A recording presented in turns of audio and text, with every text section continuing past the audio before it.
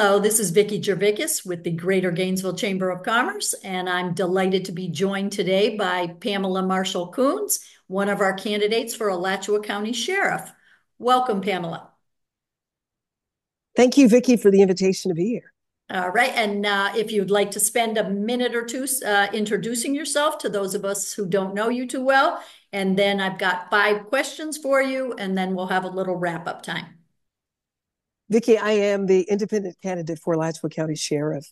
I am a person who has been in all aspects of government for a community. From starting out in the media, I started anchoring the news when I was 19 years old, and it gave me an education in what communities do, what leadership is, what leadership needs to do, and what failed leadership looks like. So having done that and was recruited from television to come to work in public policy, in healthcare, in transportation, excuse me, in economic development, and was even called to interview for a position with President Obama's administration as Undersecretary of USDA Rural Development. Understanding that this is a constitutional position that does not require you to have law enforcement experience. It is a management position, and I have 35 plus years of government management experience, leading organizations, being a part of a budget that was $1.2 billion. But recognizing that there are things that have to happen in our communities today if we are going to see safety that makes us comfortable, and to make sure that we are being physically responsible with our funding that we're spending, making sure that we're being responsible to those in our communities who have challenges, mental illness, those who are suffering from being in relationships with domestic violence. So there are a lot of things that are happening, but we have to make sure that we're doing things that are sustainable. And that's why I am in this race. Terrific. Okay. Well, now I'm going to give you 5 questions, and I'll reiterate that none of the candidates got the questions ahead of time, but we do have a perfect segue to question 1, which is what particular skills and experiences will you bring to the position? 35 plus years of government and legislative public policy experience. You see, Vicki, everything that's happening in our communities right now, it has to do with public policy. I believe that this role as a constitutional position, just as the president of the United States does not have military experience, yet he or she will be the commander in chief of all branches of the military. Well, understanding management, understanding bringing teams together that know how to do what needs to be done. Quite frankly, understanding going into communities. Part of one of my responsibilities with the Department of Transportation was facilitating public hearings, and that's listening to people, finding out what their challenges are. While we talk about gun violence, and it is a challenge, but statistically, for every 1 homicide, there's 6 suicides, which means there are 100 people who died last night in the United States of America from gunfire. 15 of those were homicides. 85 were suicides every 68 seconds in our community, in communities across the country. There's a rape or sexual assault. These things lay the foundation for how we are going to navigate as humans on this journey of life. And domestic violence and families who are having to deal with loved ones who have taken their lives, that impacts, it's a ripple effect across the whole family. So we have to look at those things, and to have had the background that I've had. I was vice president of Public Policy and Legislative Affairs, the Greater Memphis Chamber. I recognize that safety is critical. When you have companies looking to relocate in a community, they want to know, is that a great place to go, live, work, and play? Because we're going to bring our company there, and we want to know, what is the recruitment like? How are the people that live in that community? So what we need in this case right now is a balance. It's great that we have law enforcement show up after shots have been fired, but we need the balance of doing what needs to happen to make sure that we are reducing the number of times that shots are fired in our community, because that is part of economic development. Crime has a direct impact on economic development. So my work and time at the Greater Memphis Chamber has helped prepare me for this role.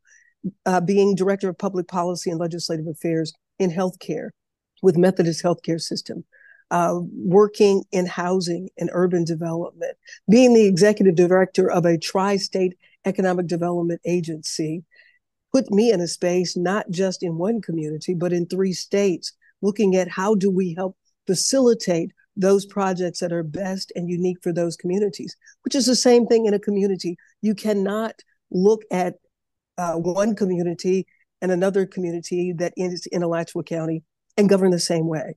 The counties are different in that what is happening on rural roads and in rural communities may be different than what's happening in another part of Alachua County. So you need someone who has that vast experience and the ability to improvise and move from one section to the other. Someone who understands working across party lines. When I worked when I was chief of staff for the mayor, and we were told that we were going to have to close down our only charity hospital. Well, everybody in the Capitol it was said in the newspaper that Democrats could stay home and the Republicans could still hold sessions. Well, we needed $30 million to keep that charity hospital open. In the end, because of the work that we did in working across party lines, not only did we keep it open, what we brought home $40 million. So you need someone who understands the resources that are outside the community and how to bring those resources home for the people of Alachua County. Okay, terrific. And you've kind of touched on some of this, but what would be your top priority if you're elected? Vicki, first of all, we got to go in the House and make sure that the House is straight. The recent news of a sheriff who shot a judge and then a sheriff's deputy who shot his girlfriend. This says to me, and hearing about people being disgruntled at the Alachua County Sheriff's Department, we got to make sure that the people, the men and women who put on the uniform every day, that they are healthy, that they want to do their jobs, because a uniform does not take away any challenges that you might have mentally or physically. So we need to go in, have a meeting. That's going to be the first thing that I do, is sit down with the leadership and then sit down with a team of people who help to make up the Alachua County Sheriff's Department to see where we are and then what we need to do. Where are the shifts? What kind of training do we need to be bringing in? Because I want to make sure that the team is ready to go when we step outside to help protect this community. And then we're the only candidate that put together a safety blueprint, looking at all aspects of the community that I've had an opportunity to work in, and then showing how this position should be integrated into every aspect of the community. We've been running the sheriff's department like it was only police and law enforcement. Well, that's reaction. We should be heavy, and that should be the first thing that people think about when they think. I want them to think when they think about my administration, that we were proactive. We can't just show up after the bullets have been fired. We need to be working and being proactive with every aspect of our communities, from our churches, from our schools. I talked to a mom the other day. I said, what would you do if you turned the television on and there was an active shooting at the school where your child is attending? And she said, I don't know. Well, we got to stop acting like that's not a possibility of happening, and work with our schools and parents of these children, because the schools are also doing drills, and then making sure that we have funding for counselors in the schools. We've gotten funding for resource officers. That's with a gun. But our babies need counselors in the schools, because, we had fire drills. Now they're doing active shooter drills in our schools. And we got to make sure that the teachers and the students and all of the staff that make up the school have the support that they need for their mental health and mental well-being. Hey, terrific. Again, a good segue in that gun violence and panhandling are top of mind issues in our county. What measures do you think need to be taken? First of all, Vicki, we must understand why all of a sudden over the years, we have seen this growing number of people on our streets. I remember growing up in Jackson, Tennessee, and there was like one person. They used to call him a vagabond. But now we have people almost every corner in every intersection. That's not safe for them, nor is it safe for our drivers. But we have a challenge. The fact that when we started closing down the mental health hospitals, the first one being closed here in Florida, when we started closing these hospitals down, the prison population went up by 500%. I believe if there had been somebody who understood public policy, leading law enforcement, and had known to say, we should be at the table when we talk about this. You're going to close this hospital, but do you know what you're going to do to my sheriff's deputies? Do you know what you're going to do to the streets? Because we talk about and name them homeless. More of them have mental illness than just simply being homeless. And the experts that I've interviewed who say that even if there's addiction, that the addiction is only 10% of the problem. So people are dealing with trauma. They are dealing with mental illness that leads to what we see. And how do we present ourselves to families and friends, people who are coming here to bring their children to the University of Florida and Santa Fe, and quite frankly, we're looking at Alachua County as a place to call home. We need to address that with the proper agencies, not just grabbing up people, moving them. Because let me tell you something, if you got a rotten tooth right here, you can pull that rotten tooth out. But if you put it on the other side, you still got a rotten tooth. And the body is still decaying and being impacted by the fact that you have something that's festering in your mouth that has not resolved.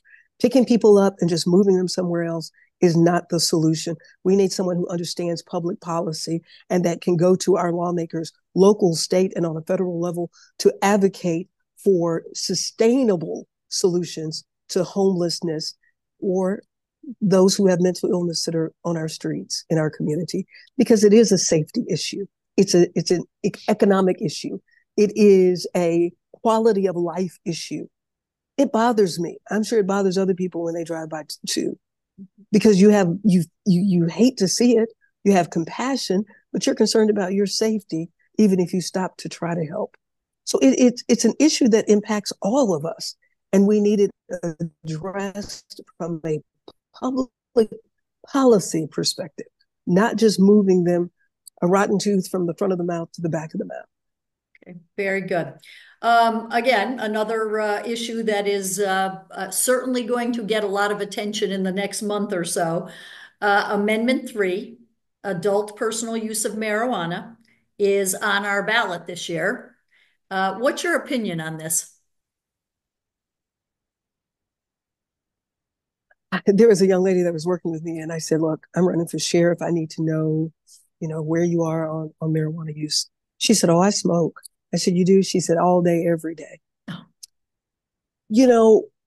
More than, and a great person that to be able to work with. But and then there are employers who are concerned, and some of them don't even test for marijuana anymore. I think what's a greater concern for me, just as with opioids, we need to be looking at why do people need it? That's a greater question. Because the mom that I talked to, whose son thought he was smoking a joint, but the joint was laced with fentanyl, is now dead. We have a mental health crisis that we have never seen before in this country. When we talk about gun violence, well, as I said earlier, the reality is we have more people taking their own lives than are actually being shot. So when I look at Amendment 3, I want us to look at that and think, what is causing the community to need that? How do we address that root? Even, alcohol is legal, but I'm concerned that people feel like they need it. And if you need it, then let's talk about why you feel like you need to do something that is eventually going to impact your health. That's where I am on it. I want us to be healthy, mind, body, and spirit. So I would like to know, not just fighting for that amendment, But why do you feel like you need it and you want the right? Hey, I'm a cook, and smoke cooks meat. It doesn't matter what makes the smoke. Smoke cooks meat. And if there is a need for that, how do we address that need? Okay, very good. Final question for you is just what prompted you to run for this office at this time? I have worked years in the community as I've been campaigning. People have asked, are you tired? Well, no, I have been working in communities wherever I've lived my entire life, whether I was working as a journalist, being a mentor, having a group of young ladies or young people that I worked with in every community. The Women's Rape Resource and Assistance Board, recognizing that there's such a need for things that are happening in our community that we don't talk about, like domestic violence.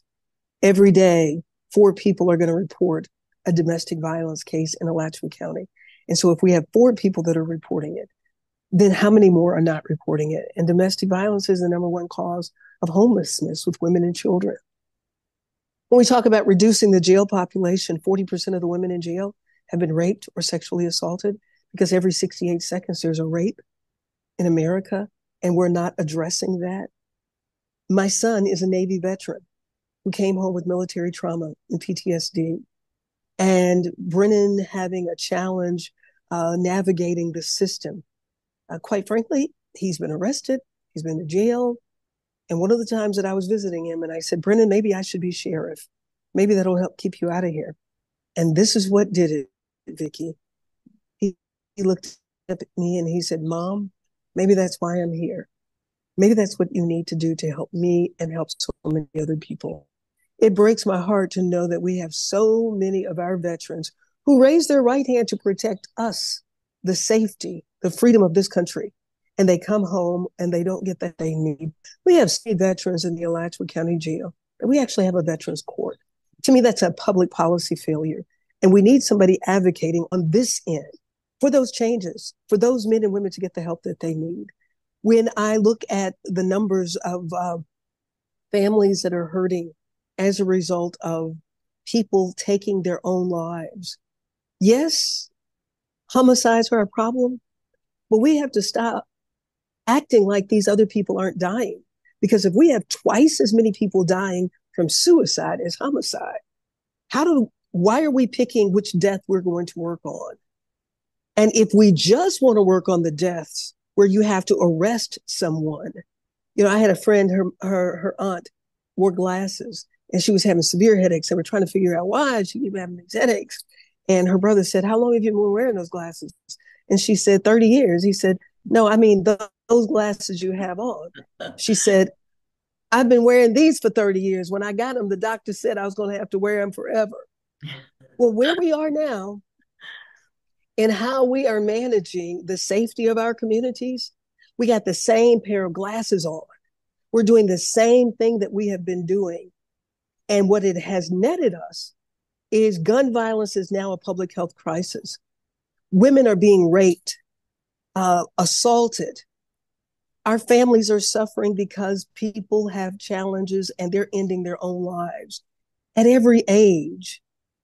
Maybe not 3, but I in a forum, and the gentleman said that they had a 5-year-old Meridian under suicide watch.